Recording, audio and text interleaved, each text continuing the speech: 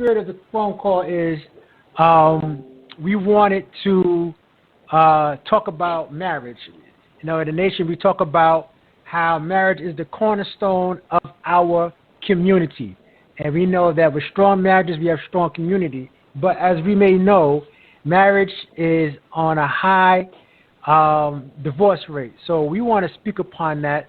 And Sister Cecilia, since you're our marriage counselor, what's your perspective on that, on the divorce rate, and especially what's going on today with the quarantine and stuff of that nature?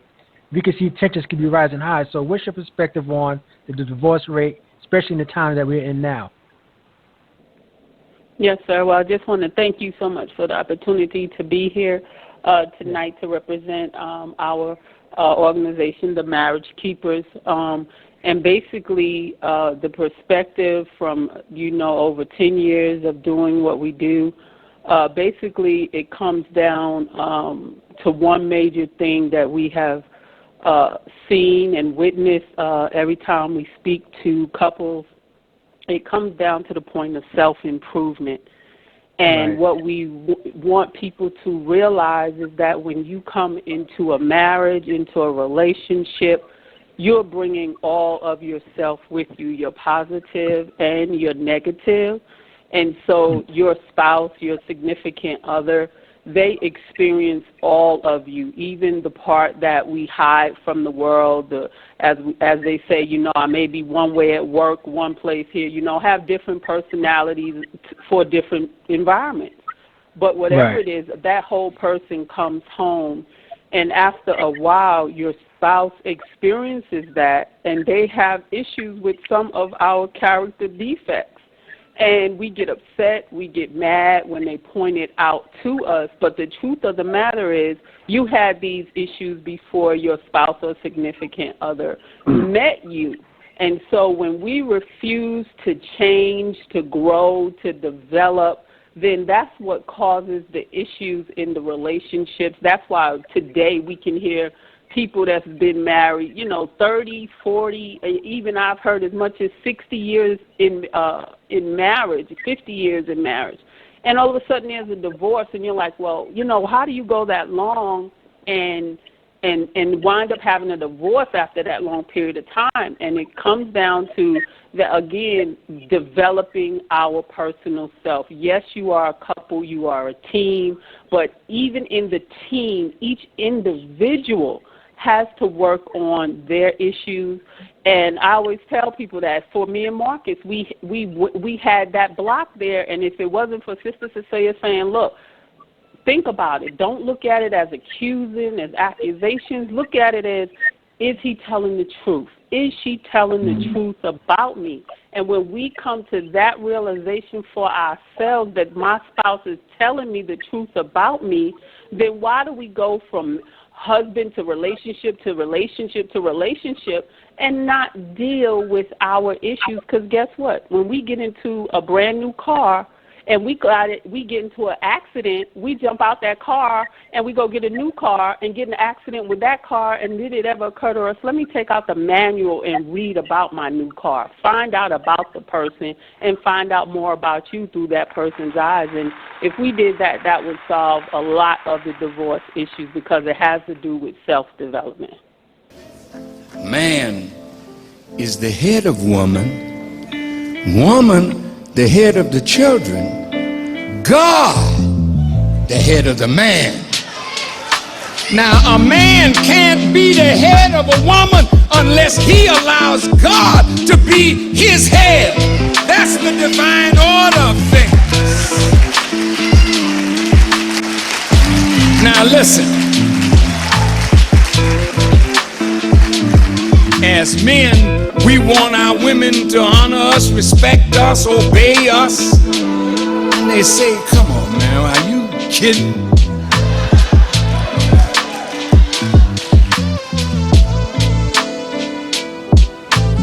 If we don't show our wives our obedience to God, then we have no right to expect from them what we are not giving to our Creator. Praise be to Allah. Now, I want to chime in with one of the married couples who is online, the Carters. The question goes to you. Being that we're quarantined, how has this affected your marriage for the good or, how does it affect you for the good, the bad, the worst? You say, have you learned something new? How is your patience through all this? Because, being underneath one roof for a period of time, if it does affect you, how do you deal with it? Excellent question, and we just want to thank you for having us on here. We have more or less one or two responses to that. First, I just want to say the sister who just spoke, she's absolutely right. There's a lot of facts in that, and I wanted to add to that to say that when you have issues with your spouse, one of the most important things you could do is keep in mind that life should be based off of intentions. So when your spouse tells you something, criticize you, know that it's coming from an intention of love or why they even married to you. Obviously, they must love you. So when they tell you something about yourself that is not appropriate or is just a little off or they just don't understand, they coming from a position of love. I just want to add to that. So, you have to take it with a grain of salt and to say, like, all right, they're not really yelling at me. They just want me better. So how should I look at this? And definitely, how should I respond to this? Because if you respond to it with anger, then you're going to create more anger, and then it goes into scars and becomes eventually a divorce 20, 30, 40 years later. So I just want to add to that. My beautiful wife wants to say something about that question. I think that actually the quarantine, first of all, let me add that my husband is my best friend, and I think I speak for him with that as well. So the quarantine really hasn't had any major effect on our relationship. I think it's probably brought us closer. We work together on the Internet. You'll find us as Princess Ivory and Stan Carter on Facebook. We run a jewelry company from home. So we work together in our side business. We work together in our main jobs, which we're healthcare IT consultants. So we work and, we definitely play together. But we work together and play together every day, all day. We're always together. And when we're apart, it's very hard on us that, we feel that disconnect and sadness when we have to travel apart or business separates us. We just find that we're on the phone together all the time anyway. So, right. So the quarantine really hasn't raised any sort of tension in our relationship. And like my husband said, we base everything in our relationship on intention. And I know that my husband and we love each other so much that it hurts. The thought of hurting one another hurts that person. So we don't even look at when we come to each other with something. We don't even look at it as, oh, we're going to argue. This is on and popping tonight. We handle everything from a perspective of love. Yes, and if you fall into a disagreement, we tend to stop the discussion. If it's not going no place, walk away for about 24 hours. And not even that long. Not even that long. But I usually work about 20 minutes. Yeah, no, but the rule of thumb that we spoke on before is 24 hours and come back to it. We try not to go to bed with anything on our head. Mm-hmm. But if it's like something serious, doing a major move with the family, and we're not in agreement, we try to leave for 24 hours and leaving the discussion for 24 hours to come back, leaving with the understanding that we're trying to put ourselves in the other person's shoes or perspective and see where they're coming from. Mm-hmm. So we can have a better understanding when we come back together for the discussion. For the ultimate goal, we're still trying to make greater of our family, but we just have two different ways that we're trying to get there, Mm-hmm. And but that takes time. Yeah.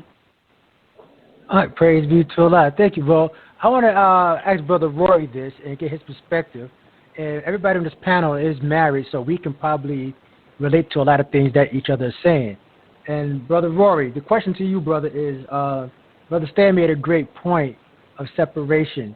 How important is it that in the midst of an argument or a disagreement, that one person has to be the cool head and the other person has to be the one that initiates the de-escalation? How important is that?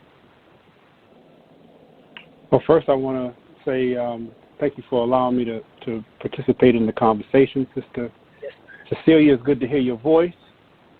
And the Carters, thank you so much for sharing your perspective and your viewpoint. I'm going to, if I can, try to answer your question kind of related to what the other two parties both mentioned about, their sheltering in place or being quarantined, et cetera.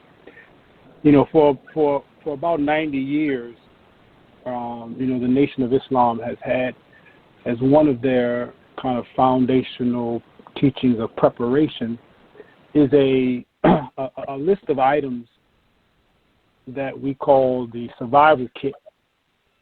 And we always talk about having our survival kit, prepared and ready in case of a time in which, we need the bare essentials if we are in an emergency or if there's a tragic event and that we might have to shelter in place and we might need to not, be able to stay in our homes for quite some period of time. And you need to have something reserved for you to get through those rough days. I've always thought and said to myself that one of the primary, in my opinion, important things to have in your survival kit is a good spouse. Right. The Honorable Minister Louis Farrakhan, has taught us that, there is no heaven for a man but in a good wife. And that wife and really the spouse in general can create heaven in your household, but the opposite of that is a not a good spouse and not a healthy relationship can produce heaven in your household. And the Carters gave a wonderful example, it sounds to me, of how they are maintaining peace in heaven in their household and under these circumstances where it sounds like they're around each other all the time anyway, but some of us in our marriages aren't used to being around each other like this 24/7. Right. And so if you talk to the prosecutors today, if you talk to the judges today, they're very, very busy because domestic violence is on the rise. Why? Because you have husbands and wives and couples, et cetera, who are not used to being around each other all day, every day. And so that's producing tension, and that's producing an environment in which they were not adjusted or not used to being around each other over that period of time, and then stress sets in. And there's less opportunity to go somewhere else or to disappear for a while. And so being able to deal with that, really, really is a challenge. And so I think that ties into your question, Brother Levon, which is,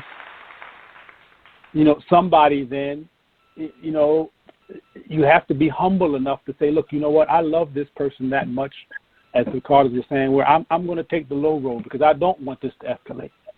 I want to maintain the peace in the household.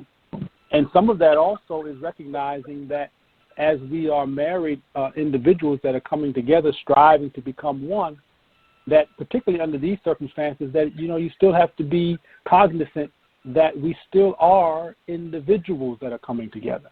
So sometimes that may mean not only will I stand down if we are in a tense situation, but let me give you your space, particularly now that we are around each other all day, every day, and it's healthy to say, you know what, sometimes somebody go do your thing. Right. You like to fix the car, go fix the car. You like to plant in the garden, go plant in the garden. I don't have to follow around you all the time. I love you enough to also give you your space so that we can always have peace when we're amongst one another. So I think in this light, in this hour, I think it is important that both really should be striving to say, what can I do to make this more peaceful? And really, we've been taught by the Honorable Minister Louis Farrakhan that we really should be vying with one another as to how best we can serve the other one. I'm going to serve you better than you serve me.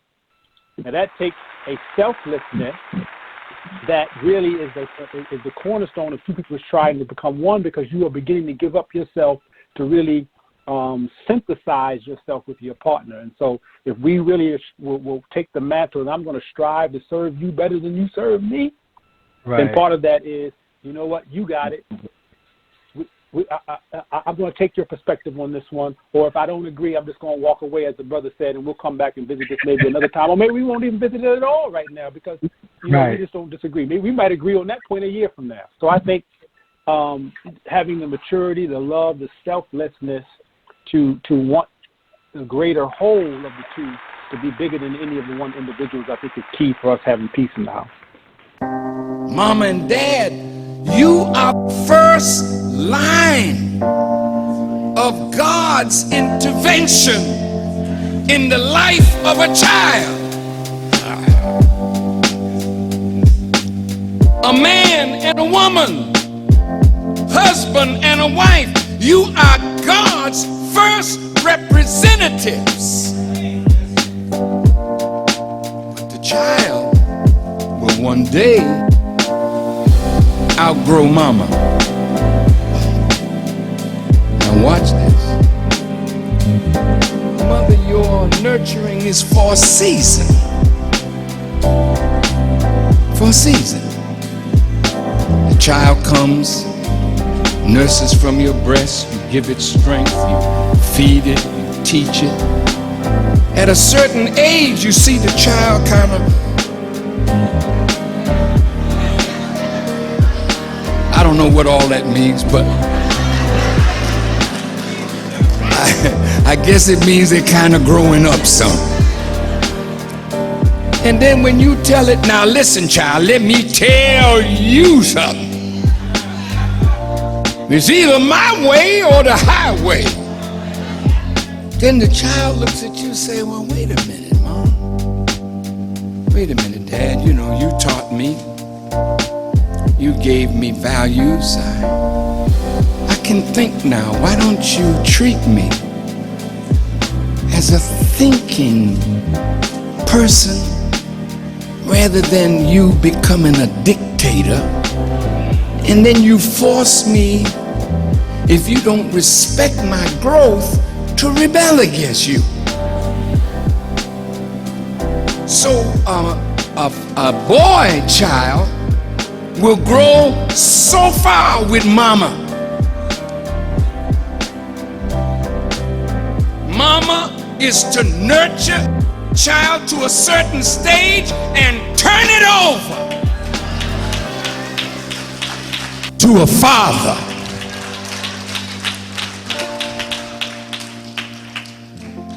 But who is mama gonna turn the child over to if there's no father around, and if the father doesn't have the wherewithal to further that child when mama's nurturing days are over? Praise be to Allah. So I'm going to ask everyone on this panel, start with Sister Cecilia, how important is it to be creative where, you know, being in the house every day, since we're speaking about that, to be creative and come up with different ways to keep the spark in our marriage, or if you're not married, to those who's listening, to keep the spark in the relationship. How important it is to be creative. Sister Cecilia? Oh, that is definitely a must, and I have to bear witness to that, being that by God's grace, me and Brother Marcus have been married for 27 years. July 4th this year will be 28. So you always have to be creative, always reinventing new things, trying out new things as a couple, as a family, and especially right now where we are inside. And like Brother Roy just, Student Minister Brother Roy just said, and it's good to hear your voice as well, sir. And please give our loves and greetings to your wife as well from me and Brother Marcus.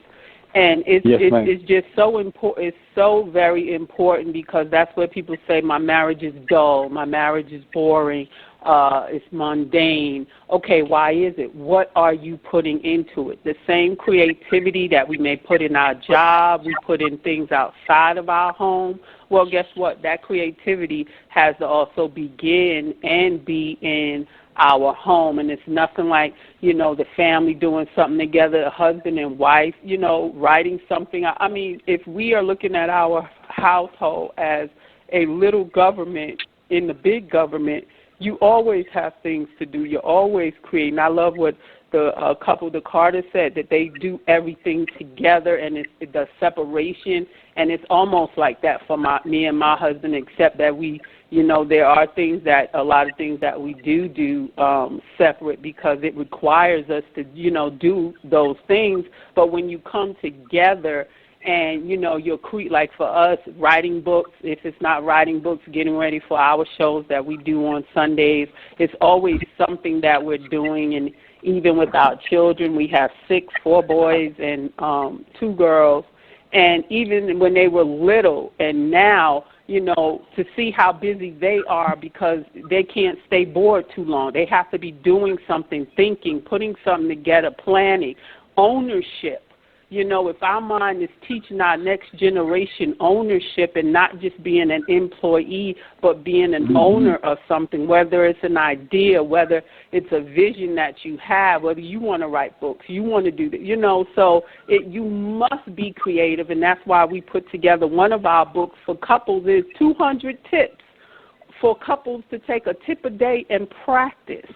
So we put together things, our books, like I mentioned, especially for the married couples, is because we can be, like I said, we can shut down. We come home from work, come home with children, or we have jobs and this, and now everybody's in the house. So now it may be mom and dad are both working from home. The children can't go to daycare. The children can't go to school. So you have to be creative to have a house that's not driving you crazy when you're normally in an office or separate from the house for a limited amount of time. But now you're being exposed to see who are the people in your household, the personalities. I mean, 24 hours a day, 7 days a week. Some people are probably getting bugged out their mind because they're not used to it, And I was talking to someone the other day. I said, when you have little children, I know a lot of women who, if they have a day off, they still would take the baby to the babysitter, take them to mom's house.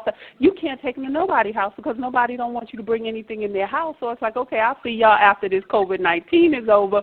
So now you are doing things that are maybe different for you, but we have to not get stressed about it, but get a resolution, a solution for what is stressing us. Because if we say, okay, the children, okay, you do this, you do that, you do this, you do that. So if everybody has a task and things to do during the daytime, again, we have the internet at our fingertips. You got printers in your home. It's so many things. Let's make our own book. Let's make our own puzzle. Let's paint a picture. It's so many things that we can do when we use our mind. So you must be creative in your marriage and in your family. Right. Well, I'm going to put the brothers on the spot. That was a good reply. I'm going to start with Brother Stanford, then go to Brother Rory. Then I'll get Sister Taryn in. Brother Stan, how creative are your skills, sir, Sunday through Saturday? Because our perspective on being creative has to be unique. We have a different pressure on it. So how creative are you during these 7 days that we are quarantined inside the home, good brother? Well, to start off, I freestyle it. Sometimes I'm very creative, sometimes I'm not. But my base is chivalry hasn't died. So I still open up the doors, still rub her feet, give her massages, give her attention, demand attention for both of us. Like, we still have date night, even though we don't go no place, but we have our oldest watch our youngest, and we go in our room. We have, our favorite show to watch together during that time. And, we just kind of have just me and her time without the kids. And I think that's important, that you keep your woman on a pedestal all through the marriage, and your woman keep her man, her husband, on the pedestal throughout the marriage, and I think that keeps the flame at least lit. Now, if you wanted to flare up, then the creativity is an excellent thing. I like to surprise her with flowers. I learned about love languages, and my wife's is gifts, but it doesn't have to be a diamond necklace. It could be just as simple as one little single rose, or I don't know, maybe cooking up breakfast. Yes, you know, but just like some sort of gift or service of a gift, or gift of a service, and it goes a long ways. Those little small things goes a long ways, and I try to keep her laughing. I, you know, try to not quite tickle her, but make her smile. You know, Right. And I think during these times when it's, you know, you're locked in the household, it's Right. creativity pushed at its max. You really got to come up with some good things because there's only so much real estate you have to come up with stuff within your own house, you know. And Right. so with that being said, you know, you definitely have to cover all the areas in, you know, chivalry thing, that's one. And definitely, you know, trying to understand what your spouse likes, or loves, you know, what, you know, initiates a show of affection, Right. and have her understand that, and you know, see that. Like we do this thing where we take a moment and we will stare deeply into each other's eyes, and just block off everything else, recognize each other, and then go into a prayer line after that.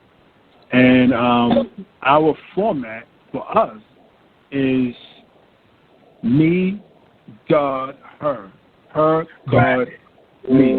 So it's not like just me and her. God is in between us. He's the thing that glue. He glues it together, cements it together. He bonds it together. And the reason why we feel that's the best path is because if we was to just leave it on me and her, there's way too much chemical imbalance and emotions and all kinds of stuff, and it's easy to crack. It's almost brittle. It's hard, but it's brittle, so to speak. But with God involved, it's like hard water. It's like it just, you know, you could stretch it, you could bounce it, you could smack it on things, it won't break. It just stays still form. And it kind of like God gives me all the ideas for, maybe I should do this, you know, and do that. And I don't know, it has a real good flow when you put God into the mix of it to keep the love strong. And I always like to say, you know, because I'm just like every other man and every other human. I like, you know, sex and intimacy and all that stuff like that. But when you put God in the mix of it, it brings like a deeper love connection, like a vibration, and that vibration is more powerful than sex could ever be or intimacy could ever be. You know, because like when you get when you like 80, it's going to be hard to be intimate because you can't even stand up. You know what I'm saying? You know what I mean? You're dealing with like back pain, and you got to find, you know, you got to find a way to get up just to be intimate. You know what I mean? So I like to see it with this connection with God in our relationship. That connects us. Sir. My intimacy could go across the room. I could vibe before I could literally be in a whole other room and just feel her and embrace her, bring her all the way into me, embrace her completely. You know what I mean? The experience is infinite. So that's my take on how I stay I don't know, with imagination to keep our relationship going, and you know, it works for me. Right. So. Yes, sir. All praise be to Allah, Stan. Tell us how you really feel, brother. Yes, sir. Praise be to Allah, brother. That was beautiful, man. Brother Rory, that's a hard act to follow, brother. Hope you got yours together, brother, because you next up. But how do you keep your creativity, brother, during this quarantine time? Because we can feel the love, and I hope that all the sisters listening, that Brother Stan and all the brothers who are on here confessing their love, show that brothers do care and love their wives, no matter the trials. You know, men, particularly black men, do love their women. So, you know, you bear witnessing to it. So I know Brother Rory has a beautiful comeback for that. Brother Rory, you up next, brother. What's your creativity that you use for your household, good brother? Actually, it's not a comeback. Brother Stan answered it. Yes, sir. He closed out to me with the key, which was he mentioned God. Right. And, you know, the ministers taught us that God is always fresh. Yes. Despite eons and eons and eons of time, God is always contemporary. Right. You know, he's always on time. He's always relevant. He's always cool. He's always in everything. And so when you put God in the equation, your ability to be creative is unlimited. I want to compare it to, you know, all of us are probably of a certain age. When we were growing up, you know, and our parents told us to go outside and play, we didn't have no computers and no cell phone and no video games, whatever. We'd go outside and we'd take a balled up piece of paper that could be the ball, and we could kick that thing around all day in the backyard and have a good old time. And stay out, and they had to call us in the house. So our minds were able to be creative because we weren't occupied by something that was being created for us. Right. And so, you know, and so part of one of the things we do and have tried to do is, so, you know, in the universe, there's really two things in that word. There's the unity and there's the diversity that both come together to make universe.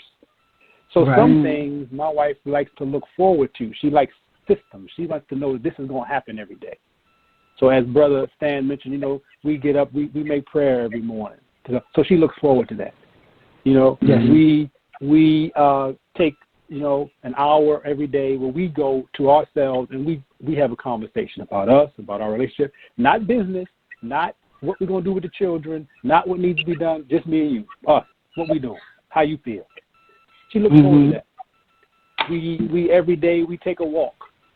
Now, I went out today and I worked out with the children. There's 4 in my house. I did a workout with them. Then later on, really right before this call, she said, you know, are you ready for our walk? Oh, yeah, I forgot. Okay, went out. We did our walk. That's our thing. So those things are like systemic things that she, you know, looks forward every day. But then again, you want to throw in there some curveballs. Just I'm just feeding off Brother Carter, Brother Stan. Yes, sir. Like him, I like the flower piece. So, you know, I went out with my mask on, and I came back with some flowers and some other things. She said, hey, you risked your life to bring them flowers home, right? So we both laughed. But then about 3 days later, I went in the backyard. See, here's the creativity. Already right here. There's some tulips in the back. I ain't got to pay no money. Went out in the back and took a tulip, right? Went down in the basement, put it on top of the, you know, like the washing machine, and sent a text from another part of the house. Hey, I left something on the top of the washing machine. Can you go grab it for me? Then, you know, I'm in a whole other part of the house. About 5 minutes later, I hear a scream. Ah! You know, the scream was, I see this flower.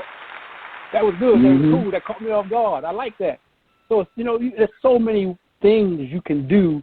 And really, I really try to do it even more now because I really don't want to get caught into I'm just in my phone or I'm just looking at the screen and, or I'm just all I'm doing is watching movies or, you know, that to me pulls away from the connection as opposed to the actual physical, verbal, mental, spiritual, emotional connection that comes from actually two people bonding together. So, I mean, there's almost an endless amount of things that we try to do, not only that we look forward to do, that we do systemically every day, but then also just throwing things in there. Like we talked about, Sister Cecilia mentioned her marriage anniversary coming up. We're coming up on 22 years this weekend. Oh, wow. Praise be to Allah. And we always go on a trip somewhere. So I said, well, that's out this year. This year we got to be creative. So what we just go for a drive? So we can go for a drive.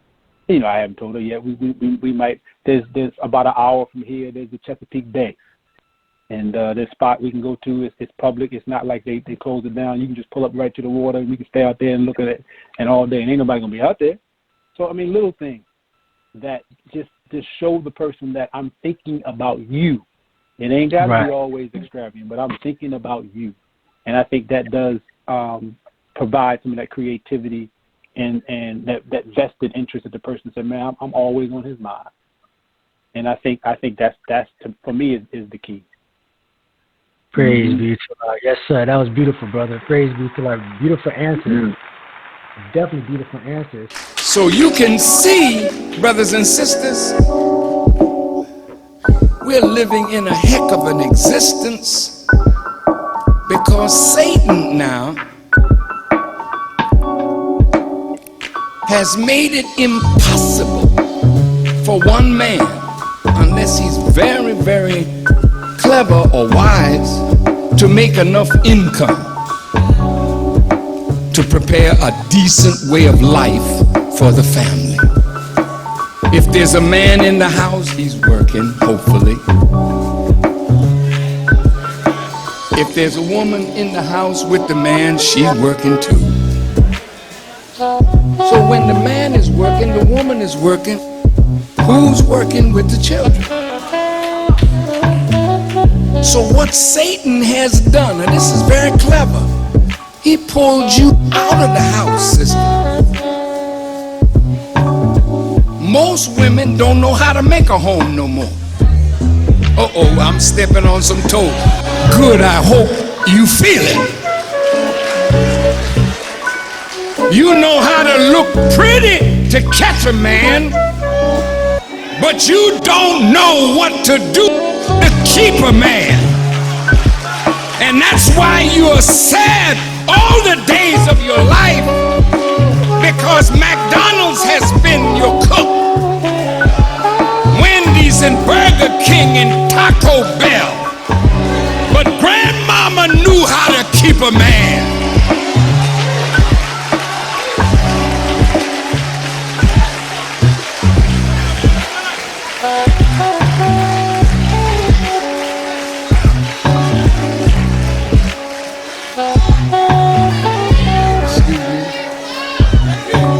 A little carried away,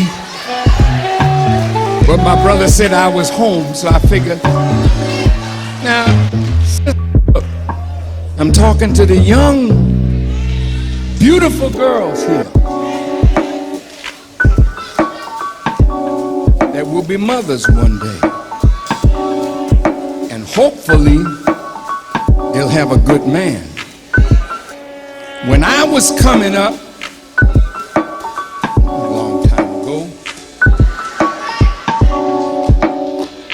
schools taught homemaking to the women or to the girls. They knew how to cook. They knew how to sew so that their children wouldn't be the victims of freakish stylists who style your clothes to make you look like hoes even if you're not selling nothing.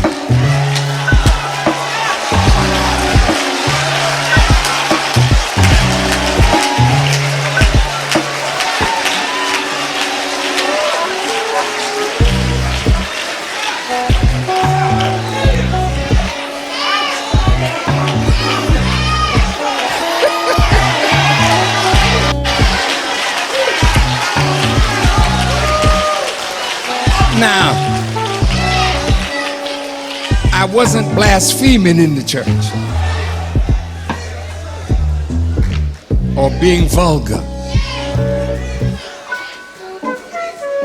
but they've taken away from our women and girls the art and the science of homemaking, and they've robbed us even of how to be a parent. And I want to just move this slightly focus on two different things that was said, and I want to talk about the economics and how that plays a role and keeping that spark alive. As we may know, there's a lot of jobs furloughed right now, or there people not are receiving their income. The stimulus money that was promised have not reached some of their homes, and anxiety can kick in. Depending on who's taking care of the household, most of the time is the man if you're married.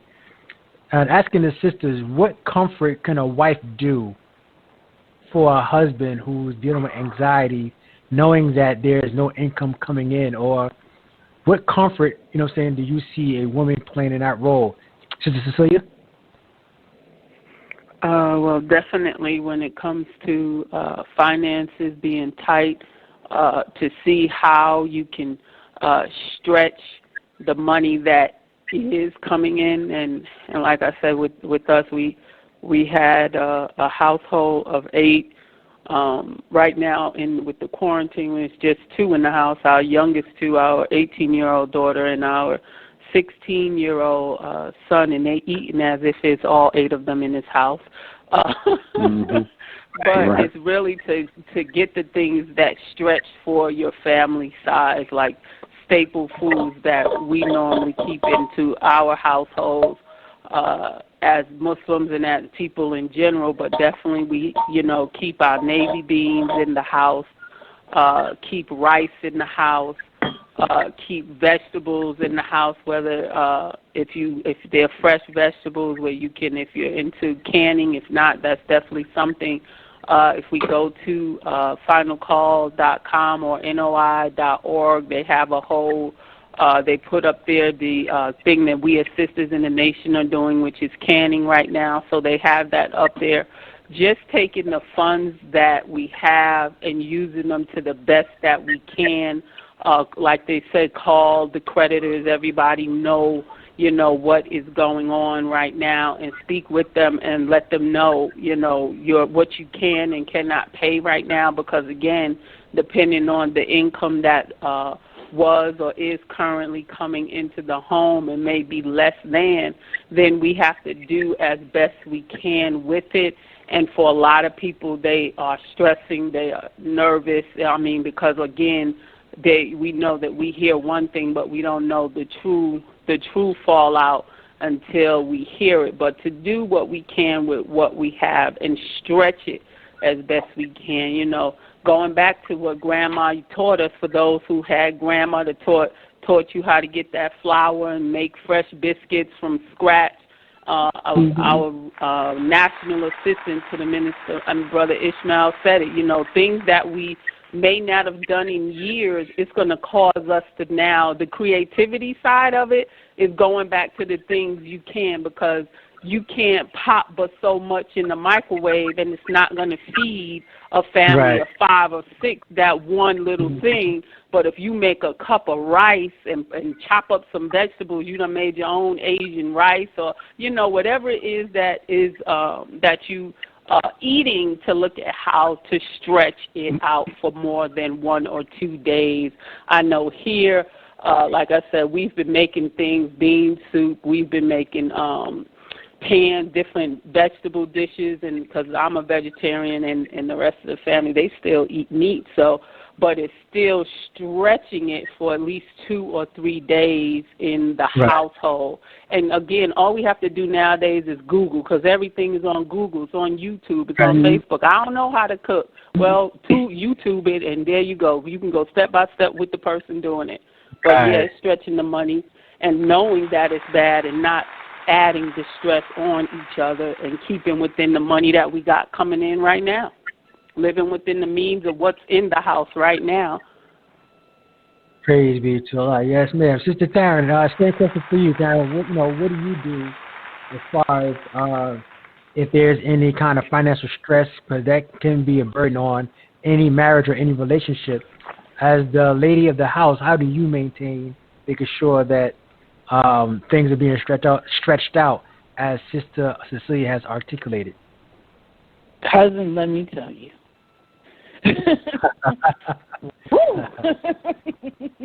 If it's one thing I know how to do, is spend some money.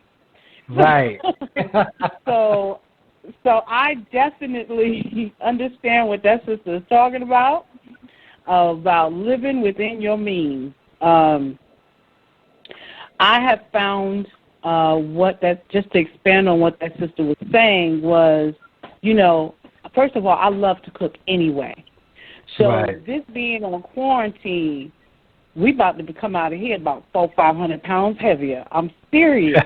I love to cook. So actually being on quarantine has been a total blessing because now I get the opportunity. Before the quarantine, we were always on the go. We were always on somebody's plane, traveling. There are dishes. We've been married now almost 6 years, and there are dishes that I used to love to cook when I wasn't traveling for work that my husband has never tasted. So this is an opportunity for me to show him how much I love and cherish him through my food, which ordinarily I would never been able to do that. So definitely Costco membership is coming into handy.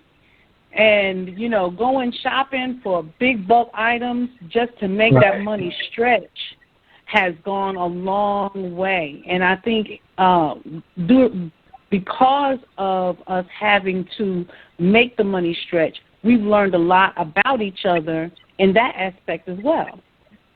Making the best out of a bad situation, and we have to now, as a wife and a mom, I really have to, I have the opportunity to show my husband that, hey, you know what, we're going to be okay, because every man definitely as the provider, any real man as the provider is going to stress when that money is looking a little funny. They're just going to do that.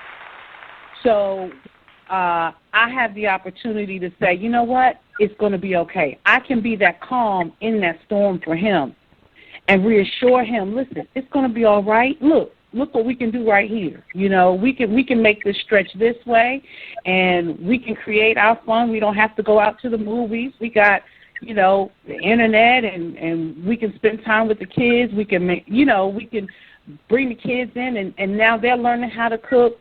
And another beautiful thing that this has given us an opportunity to do is now I get to take time, step back a step or two, and decorate my home and beautify my home the way I've always wanted to do with things that's in the house.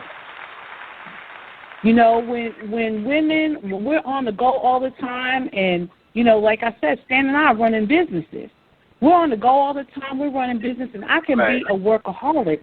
But this is an opportunity for us to slow down as women and be that homemaker. We still got to run a business because we're working from home, but this is the opportunity to beautify our home, to take a step back, look at our bedrooms and say, you know what, the minister was right. TV does not belong in my bedroom. Let me move it. Just little things that bring comfort to a man and beautifying the home, preparing the meals, really owning and enjoying our homemaker responsibilities as women. Right, praise be. So that was beautiful, family. Thank you. We have some people on the dashboard, and we want to see if we get some Q&A. We're going to start off with area code 646. The last four, 1464. Area code 646. Last four, 1464. You are on the air. Do you have a comment or question for the panel? It's Pernell. Hi. Hey, I just love the love that's being shown. I can appreciate the transparency and honesty. My question is, before you all said I do, right, what were some of the key things you were looking for or that you noticed in your spouse that made you say, this could be somebody I could weather the storm with in life? Good question. We started with Sister Cecilia. That was a good question. Did you hear the question, sister? Yes, sir. I heard the question. Okay. Well, by God's grace, I was blessed to have met my husband when we were in. I was a ninth grader. He was a 10th grader, and I always had a little list of what my future husband would be, and I was very spiritual, always looking for God. Always had questions about God and existence, and just learning about myself. And one of the things that was on the top of my list was that he had to have his own personal relationship with God, because for me that was very important even as a young person, and we've been married since we were both 19 years old.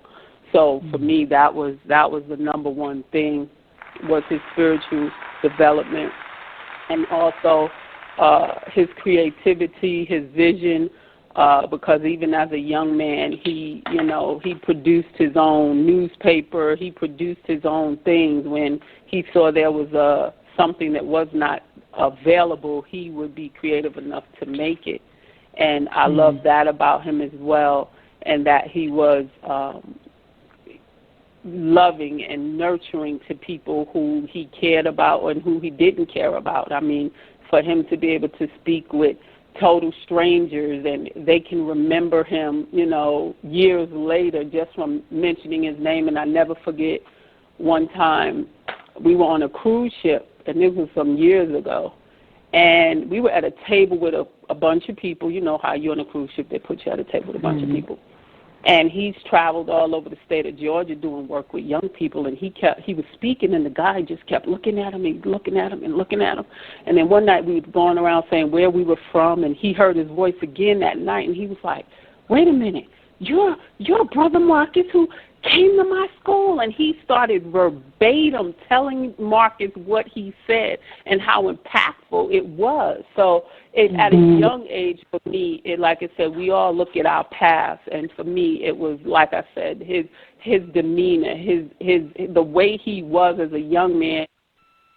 He got older, it would just increase more and more. So those were some of the things: his vision, his creativity, his compassion, and his nurturing for people.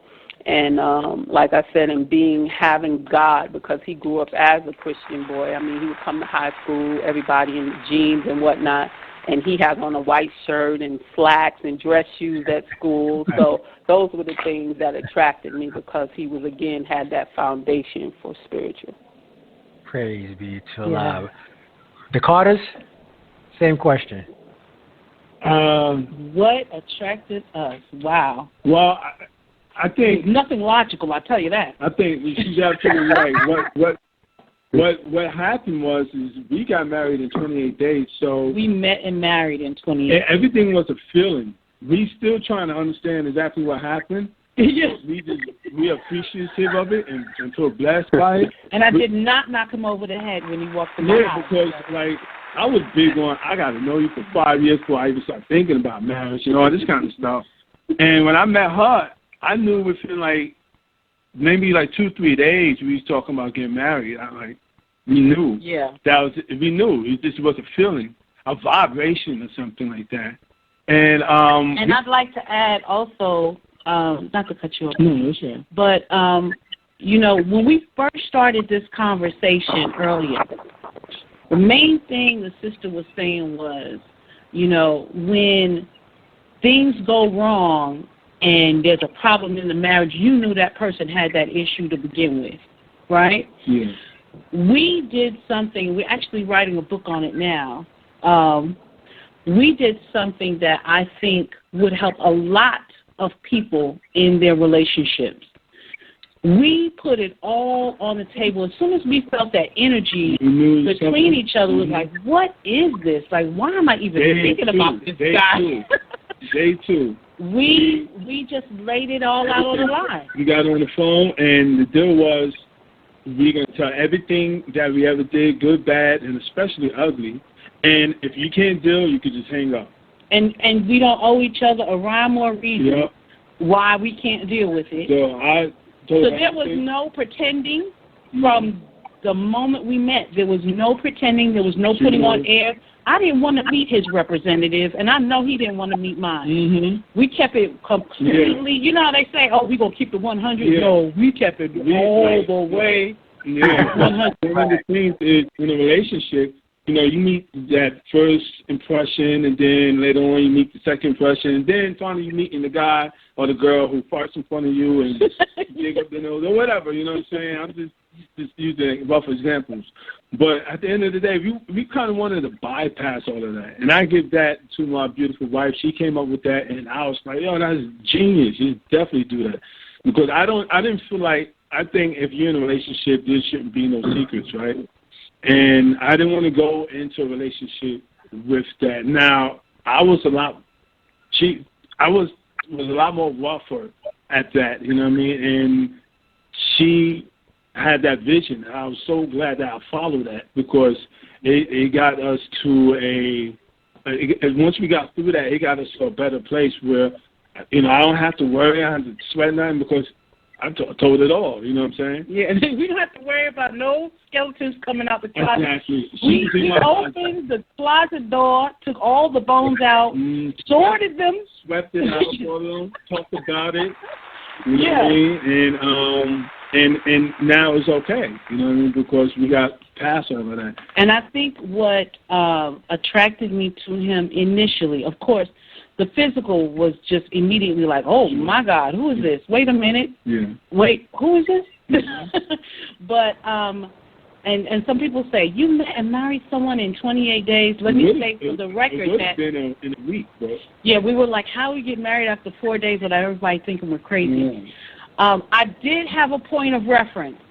I did not have a complete and total stranger in my home that I married within 28 days. We had a point of reference. My first cousin on my mom's side was married to his brother for 17 years. But we never met. But he and I never met. So right. I had a point of reference, you know, like, hey, this guy is not crazy. He is a good person. So I did have a point of reference to start with, but I think in our very first conversation, I was able to establish that he was a hard worker. He was a provider. He was someone who took marriage seriously. He was a loyal person. His family was very, very important to him. And all of that was very, very attractive. He had a great sense of humor. And when I started singing Mary J. Blige and Method Man, he knew all the words right along with me. So that was just the start of it. And this is one thing I want to end it with. When you are meeting someone, it's important to have key infrastructure within that person. Things that could really change the relationship. So mine was they have to be a good person. As far as they have to be happy. They can't be a hitter. They can't be verbal abuse type of person. So when I manifested my wife, because I spoke on her before I met her, I was like, my wife, when she stepped in the room, the sun is going to shine, the birds going to sing, the flowers going to blossom. She has to be happy before I even met her, because I don't want to make someone happy. I want them to be happy already. You know what I mean? And I want and add to the joy. And add to the joy. And 9 and 10 times, those people who are happy already is embedded within God. So I wanted to find someone that was embedded with God. It didn't have to be in any particular religion. It just had to be a spiritual connection to God. We happen to be on the same vibe, though. And most of all, I just needed someone who, when pressure is on them and things get hot and heated, they don't try to run me over with a car, keep me in my sleep. You know what I mean? I needed someone that was gentle. No one vindictive. Yes. And I think that's important going forward. You know, that comes before how good they look, how much money they have. You might want to find someone that's good first. And then how hard they work, what status they are, that comes second. And that's why I would say to anyone who's looking for true love and a relationship and find their soulmate, let their soulmate be someone who's kind. Mhm. Praise be to Allah. I appreciate that. That was definitely beautiful, family. And Brother Rory, you up next, and then we have a whole panel, a whole slew of calls that came in. So we want to do, after Brother Rory speaks, as we go along, for the sake of time, let's try to make it as brief as possible so we can get everyone's question or comment in. All right, Brother Rory, you next, brother. Yeah, I'm going to be as brief as I can. I'm bumping up against another call, but I'm going to try to be very quickly. Yes, sir. I think from a young boy, I always wanted to marry. In my mind, I figured I wanted to marry like somebody who would be like my best friend. I wanted to marry somebody that was like a close friend. I think some of that came from, my parents now have been married. I'm lost track. They got married in 1958. So right.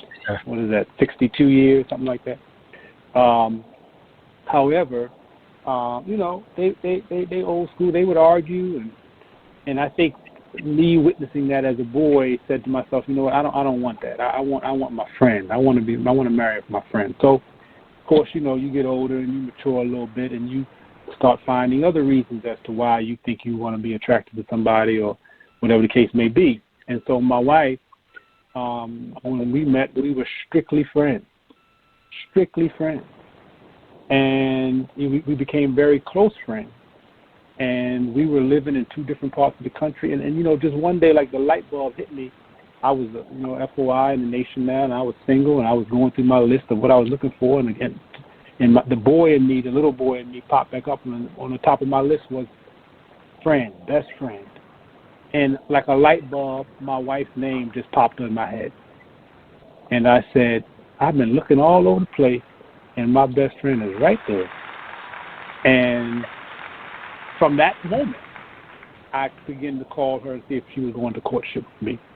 We have a certain process in the nation, and particularly back then. So I called. She was at a mosque in another part of the country, and I called out there and spoke to the sister captain who was in charge of the sisters, or the minister rather, and he spoke to her. And anyway, when it finally came back to me, she finally said, okay, let's try this thing.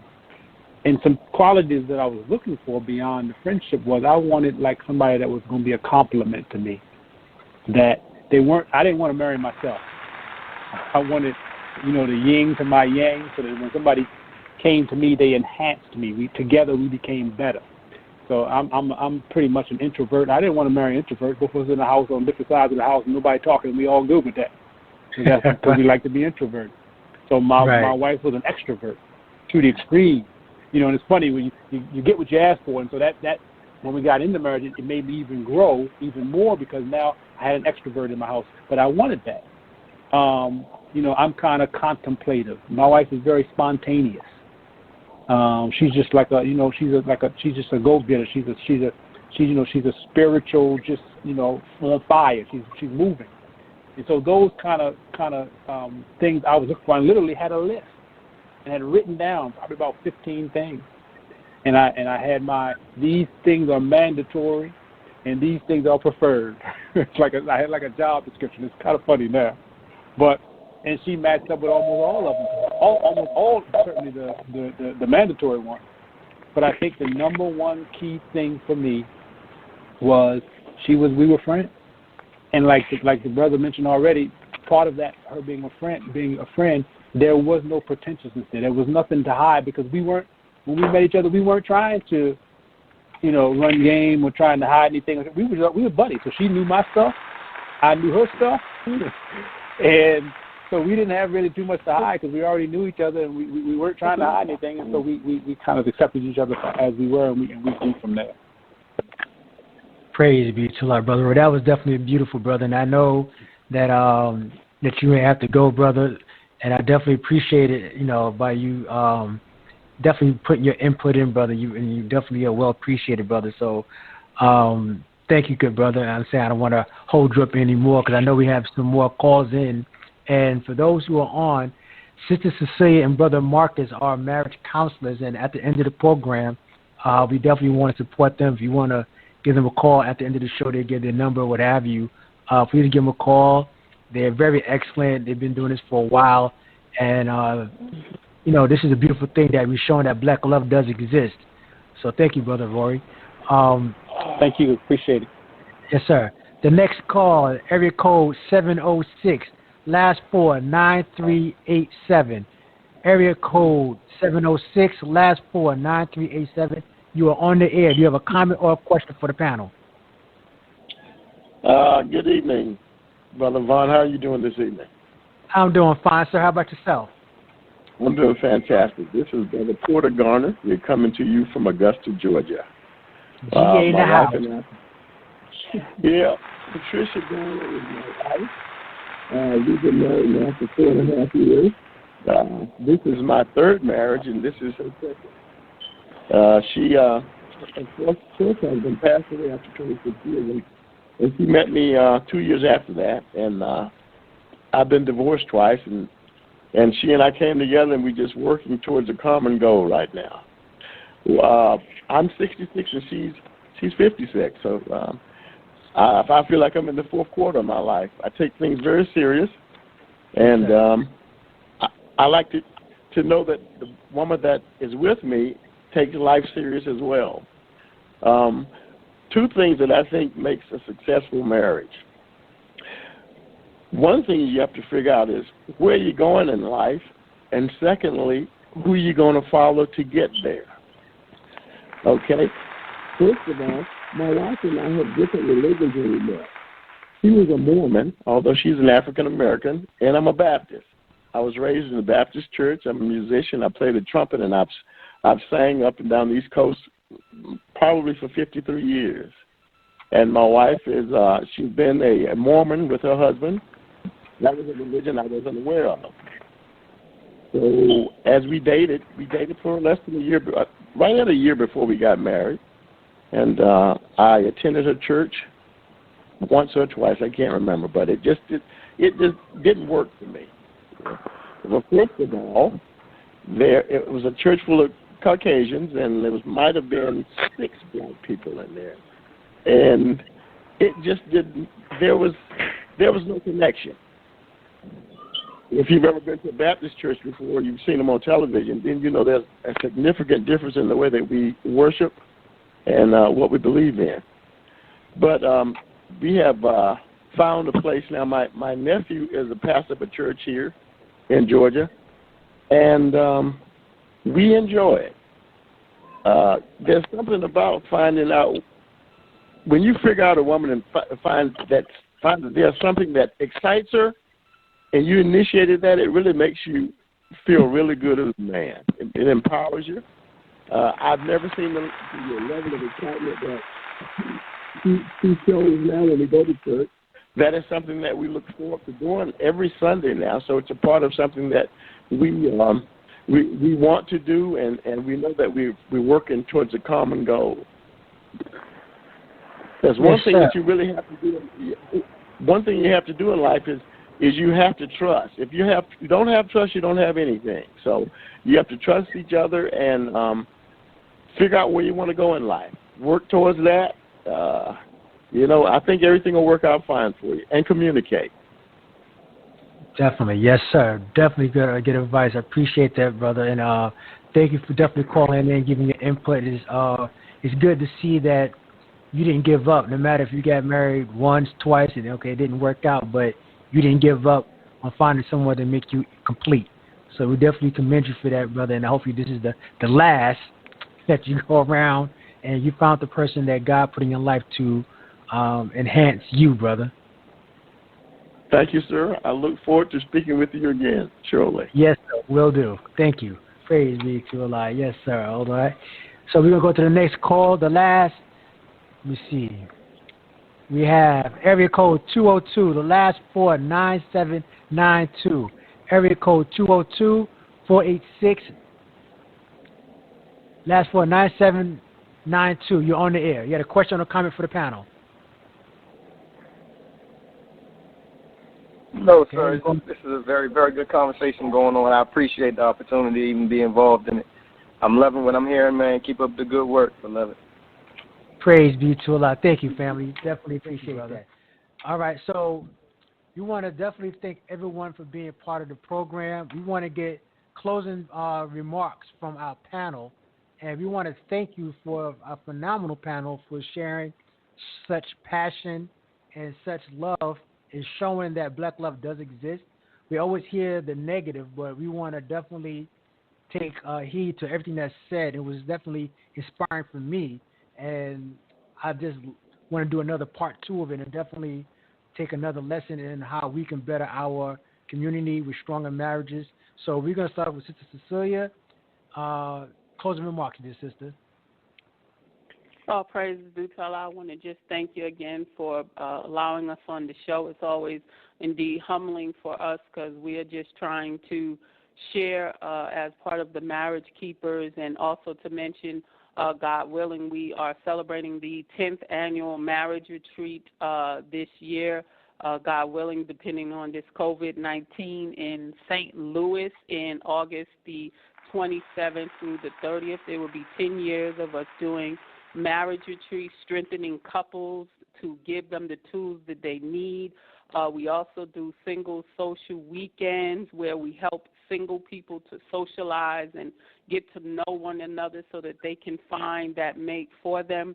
So if you would like for us to do either one-on-one counseling, family counseling, retreats, or bring it to your city, or right now with the Zoom, we're doing a lot of things with Zoom as well. Please give us a call on Brother Marcus' cell phone at 770-256-8856, 770-256-8856. And if you don't give yourself a reason to leave your marriage, to strengthen it, give us a call, because like I said again, we always think that we are on an island by ourselves, that I'm the only one suffering this. You're not. Those who've been married for any length of time can bear witness that all of us are going to go through something. It's just when and where, but to know that you can get over the hurdle with you and your spouse being a team. And for those who are single, again, we do shows on our shows. Just look on Brother Marcus Peace or Sister Cecilia A. Muhammad. We have our shows every other Sunday to help strengthen, again, couples and singles to get ready for that relationship. We thank you. We're honored. May Almighty God bless you and your family to have a safe time in this COVID-19, and may we keep all of us in each other's prayers that we get through this hour. Praise be to Allah. Yes, man, that was beautiful, sister. Thank you very much, and I'm sure that you're speaking on behalf of your husband, and I want to thank him as well for allowing your services to be part of this program. So thank you, and I hope that people can utilize your service.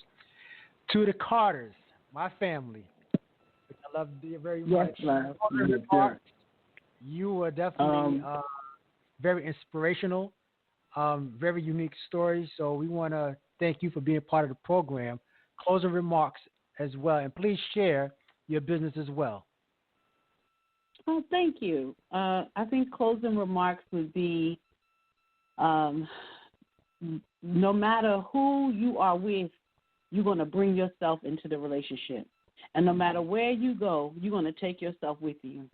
So before focusing on getting into any relationship, I always advise everyone to heal the past hurts from past relationships and go into it knowing that no one is perfect, but the strive for perfection within the relationship is a beautiful thing. Yes, and to add on to that, you want to step into all things, especially a relationship, with a positive attitude, a positive mind, positive thoughts, and never give up on the one that you love. If something doesn't work, change your paradigm. Like, just try something different. You know what I mean? Right. I wasn't a really big romance kind of guy.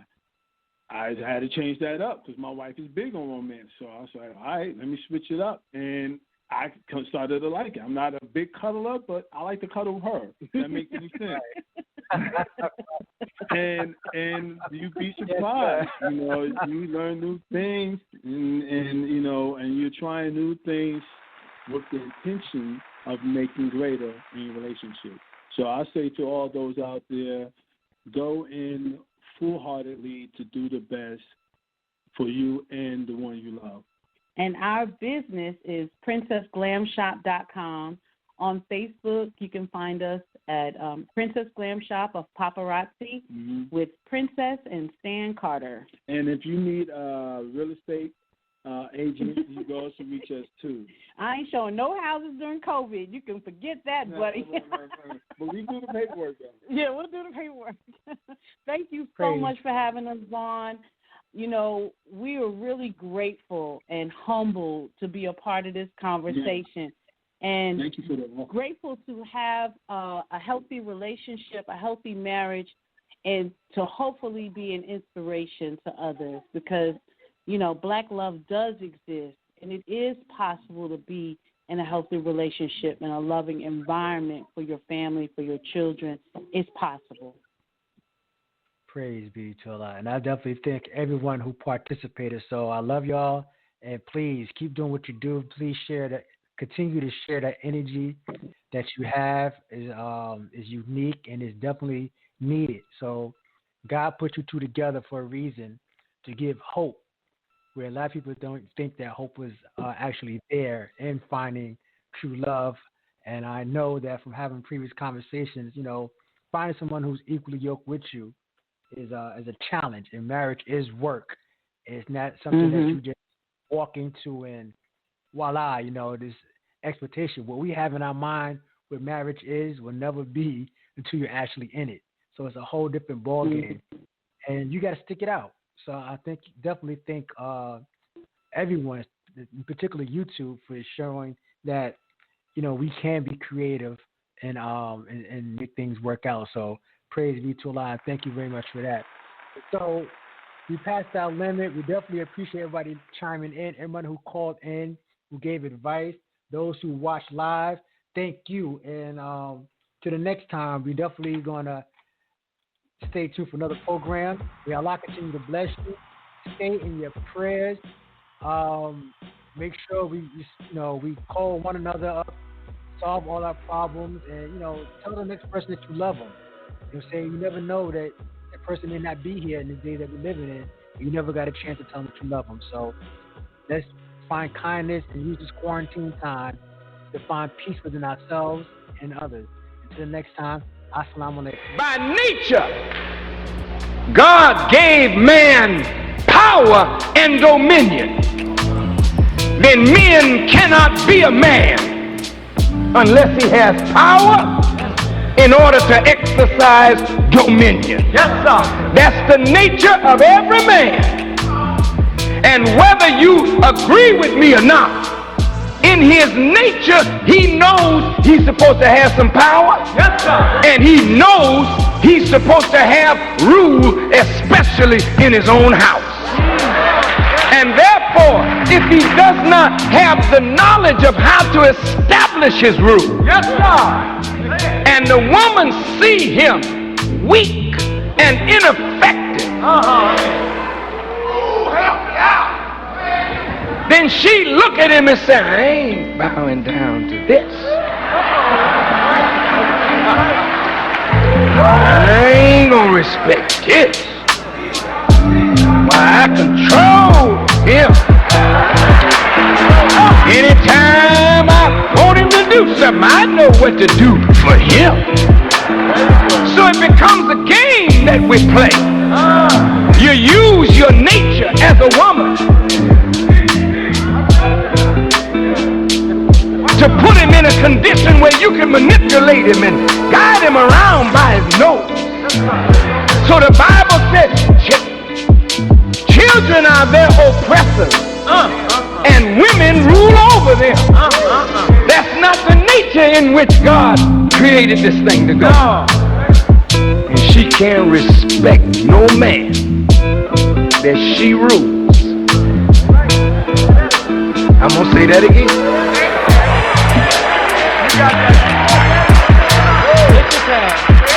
She cannot respect any man that she rules because her dominion is over children. And when she rules you, you become her child. And that's why, take it or leave it.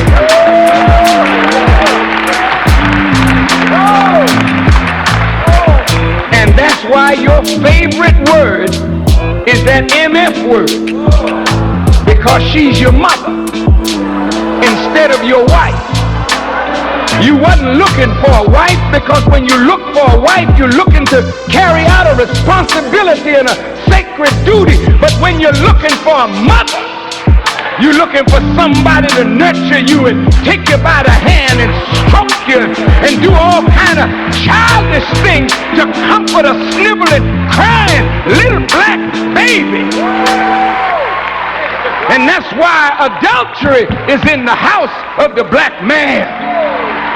That's why women don't stay in our bed. Anybody's bed will do, because she's still on the hunt. Not for Red October, but for a black man in September.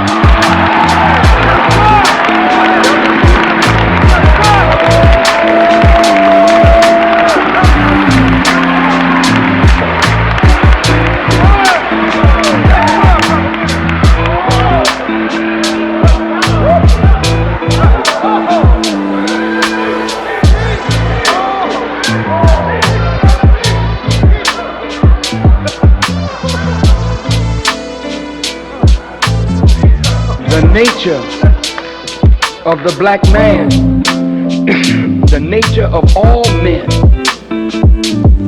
is to multiply, not sexually.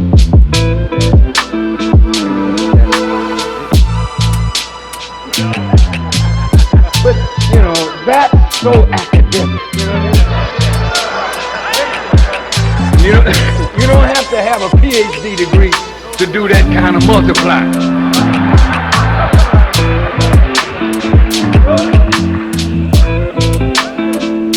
But when you say multiply, you have a multiplier, a multiplicand, and a product.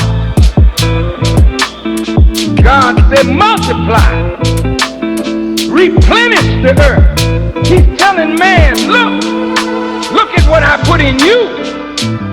Look at what I put around you. You are the multiplier. This is the multiplicand. Now bring you up a product. That's the nature of man. He's to multiply. He's to be a producer. And in productivity, he finds expression for the gifts of God that are within his being. And in finding the gifts of God within his being by becoming productive, he then glorifies his creator. Man is the glory of God. Yeah. But if man is not productive of good and of righteous civilization, what does he need a woman for? That's our problem. We want a woman, but we don't want to know how to produce. And you're taking fire into your bosom when you want a woman, but you don't want to know how to become productive. Because whether she understands it or not, she's looking for you to be productive. Her nature is to help you if you're doing something, but she can't help you to do nothing. So if you're doing nothing, don't bother with a woman, because you're taking fire into your bosom. She'll burn you in the night and burn you in the day. Come on, baby, light my fire. She'll light it all right. Because a non-productive man, I don't care how handsome you look, you become ugly to your mate. Listen now. That's your nature. What is her nature? In the Bible, God said he created the woman from the man to be the help meet. Not M-E-A-T.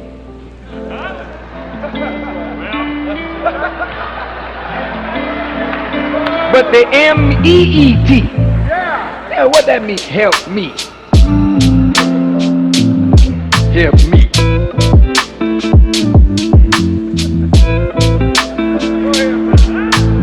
It means that God has given man a duty, responsibility to become a producer. You don't produce without help. And you can't find a better helper to do anything in this world than a woman who believes in her man. Now, what did God put in you? See, your nature is to nurture, and your nature is to comfort and console. So the Quran says, in the woman, we should find peace and quiet of mind. Not quiet of body, but quiet of mind. How do you rest his mind, sister?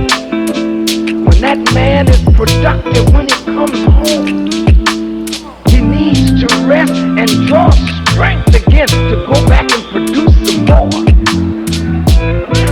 So God gives him a woman who knows how to comfort and console, and look, not only knows how, happy to do it because he's so productive.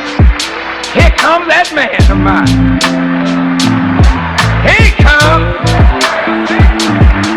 Get it all ready for him because he's coming on home.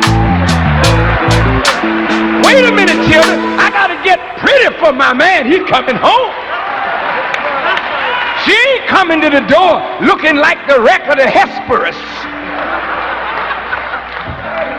She get herself together, perfume herself.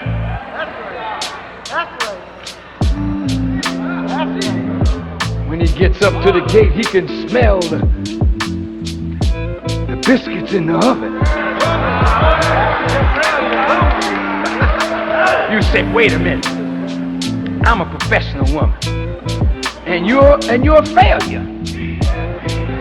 Don't tell me nothing about your profession. You're a failure if you can't keep a man. No profession can make you happy. No profession. Call yourself whatever the hell you want to. If there ain't a man in your life to make you happy, your profession can never do for you what God made man to do for you.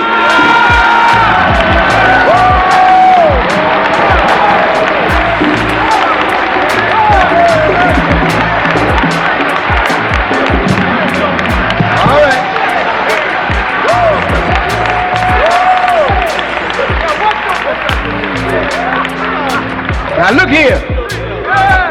The Honorable Elijah Muhammad taught us that the only heaven for man is woman. I'm going to say that again. Go ahead. You want to go to heaven? Heaven ain't where you go sit down. You got to work your way to heaven. You got to earn your way to heaven. You got to do something so that heaven can reward you and bless you. A woman is a blessing to a man, but she's a cursing to a non-productive fool that is masquerading in the garments of a man. Well,